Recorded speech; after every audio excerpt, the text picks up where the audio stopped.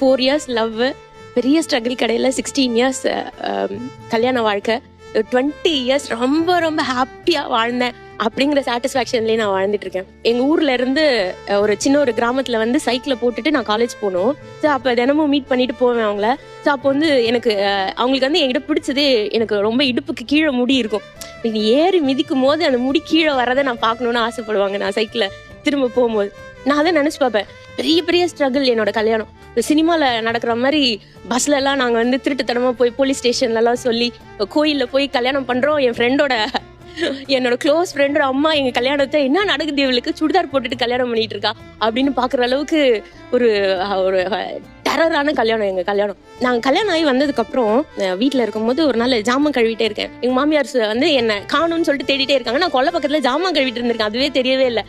காணும் உன் பொண்ணை, யாருன்னா வந்தது உன் பொண்டாடியை காணும், எங்கே போனான்னு தெரியலங்க, எல்லாரும் தேடிட்டு இருக்காங்க. பார்த்தா கொல்லையில் நான் வெயிலாக இருக்குன்னு சொல்லிட்டு ஒரு சின்ன இடத்துல பக்கத்தில் இருந்து ஜாமான் கழுவிட்டு இருக்கேன். அது அப்போ வந்து அருணா சொன்னான், அது மறக்கவே முடியாத வார்த்தை, இந்த பொம்பளைங்க கையிலேருந்து கரண்டியை பிடுங்கிட்டு புக்கு கொடுக்கணும் அப்படின்னு சொல்லிட்டு. அப்போ எனக்கு தெரியாது அது பெரியார் சொன்னது அப்படின்னு. அருணா சொன்னதாக தான் நானும் இன்னும் நினச்சிட்டே இருக்கேன். இவ்வளோ கேரிங்கான ஒரு ஹஸ்பண்ட் வந்து இன்னைக்கு நம்மளோட இன்ப துன்பம் வாழ்க்கை வழித்துணையா இல்லைங்கிறது எவ்வளோ பெயின்ஃபுல்லாக இருக்கு இன்னைக்கு டேஸ்ல. என்னால நம்பவே முடியல அருணா இல்ல, பண்ணிக்கவே முடியல. அதை அக்செப்ட் பண்ணிக்கவே இல்லை நான். He's with me, he's in my words, he's in my thoughts. I keep travelling with him in all spaces. என் பையன்கிட்ட சொல்லிட்டே இருப்பேன், அப்பாவுக்கு அது பிடிக்கும் இது பிடிக்கும். He knows everything about us, எங்க லவ் பத்தி. ஆக்சுவலா என்ன ஆச்சு, எதனால சார்? ஆக்சுவலா வந்து எங்க பாட்டி இறந்து போறாங்க. அருணா ஃபர்ஸ்ட் குழந்தைங்களை கூட்டிட்டு போறான். போகும்போது நேட்டிவ் கிட்ட போகும்போது அவங்க அம்மா பார்க்க போற டைம்ல, பாத்துட்டு வரணும்னு போற டைம்ல ஆக்சிடென்ட் ஆயிடுச்சு. ஆனா அருணாக்கு எதுவுமே இல்லை சார், ஒரு காயமும் இல்லை.